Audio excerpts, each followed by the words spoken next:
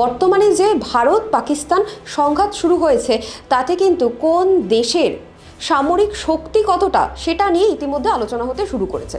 তবে দেখুন, আমরা যদি কোনো একটি দেশের সামরিক শক্তি নিয়ে কথা বলি তাহলে প্রথমে যে শব্দ বন্ধটা উঠে আসবে সেটা হচ্ছে আর্থিক কতটা সেই খাতে ব্যয় করা হয়েছে, অর্থাৎ প্রতিরক্ষা খাতে প্রত্যেকটা দেশ কতটা পরিমাণ অর্থ ব্যয় করেছে। কারণ যে দেশ যতটা পরিমাণ অর্থ ব্যয় করবে সেই দেশের ততটা প্রযুক্তিগত উন্নতি হবে।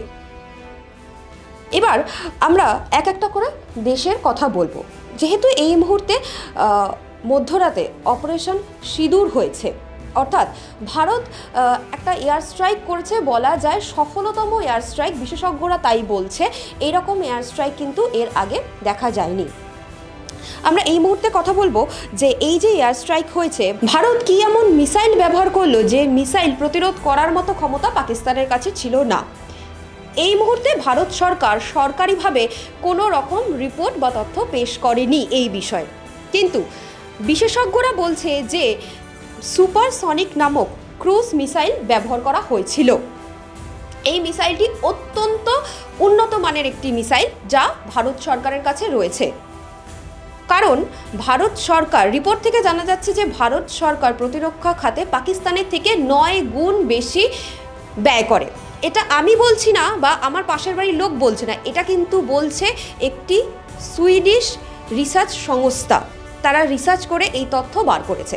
এবং আমরা যদি তালিকা দেখি যে সারা বিশ্বে সামরিক খাতে ব্যয় করা হিসেবে ভারত কত নম্বর স্থানে রয়েছে, তাহলে আমরা দেখব ভারত 5 নম্বর স্থানে রয়েছে এবং প্রথম স্থানে রয়েছে মার্কিন যুক্তরাষ্ট্র। সেখানে পাকিস্তান কত নম্বর স্থানে রয়েছে? পাকিস্তান রয়েছে 29 নম্বর স্থানে।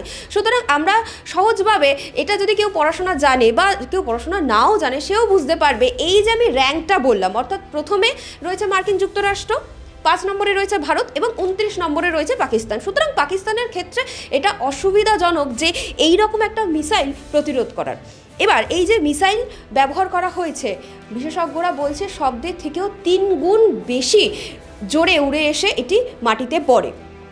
পাকিস্তানের পক্ষ থেকেও বিশেষজ্ঞরা জানিয়েছে এই মুহূর্তে পাকিস্তানের যে সামরিক ব্যবস্থা বা প্রতিরক্ষা ব্যবস্থা তাতে কিন্তু মাটি থেকে আসা মিসাইল প্রতিরোধ করার মতো ক্ষমতা তাদের কাছে আছে, কিন্তু আকাশ থেকে যে মিসাইল এসেছে, অর্থাৎ ভারত এয়ার স্ট্রাইক করার সময় যে মিসাইল ব্যবহার করেছে সেই মিসাইল ব্যবহার করার মতো, সেই মিসাইল প্রতিরোধ করার মতো ব্যবস্থা, প্রযুক্তি এই মুহূর্তে পাকিস্তানের কাছে নেই। তবে পাকিস্তানের কাছে কিছু মিসাইল রয়েছে, সেগুলো আমি আপনাদের জানাবো। সেগুলো হচ্ছে HQ-916AFE সিস্টেম। এই ধরনের সিস্টেম পাকিস্তানের কাছে রয়েছে। তাছাড়া আমরা যুদ্ধক্ষেত্রে দেখি যে পারমাণবিক বোমা, র্যাডার, তাছাড়াও ব্যালিস্টিক ক্ষেপণাস্ত্র, ইলেকট্রিক প্রযুক্তি সহ নানান রকম ব্যবস্থা আমরা ব্যবহার করে থাকি। এই মুহূর্তে ভারতের কাছে কিন্তু এরকম উন্নত ব্যবস্থা রয়েছে, যার দ্বারা অপারেশন সিঁদুর সাকসেসফুলি এত ভালোভাবে রান করানো গেছে। আমরা এতক্ষণ আলোচনা করছিলাম দুটি দেশ অর্থাৎ ভারত এবং পাকিস্তান কতটা ব্যয় করেছে প্রতিরক্ষা খাতে। এবার আমরা আলোচনা করব এই মুহূর্তে যে দুটি দেশের কাছে কটি করে যুদ্ধবিমান বা সাবমেরিন রয়েছে, সেই তথ্য আমরা তুলে ধরব।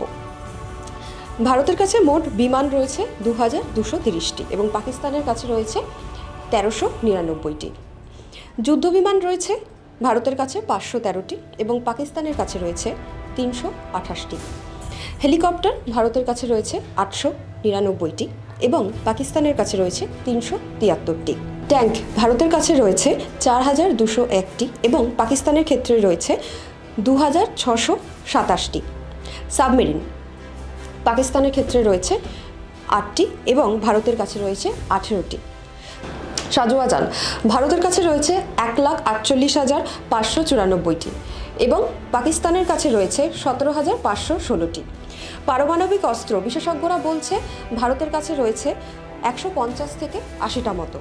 সুতরাং এক্ষেত্রে পরিষ্কার যে এই যে এয়ার স্ট্রাইক হয়েছে, অপারেশন সিঁদুর হয়েছে, কেন পাকিস্তান এই মিসাইল প্রতিরোধ করতে পারেনি।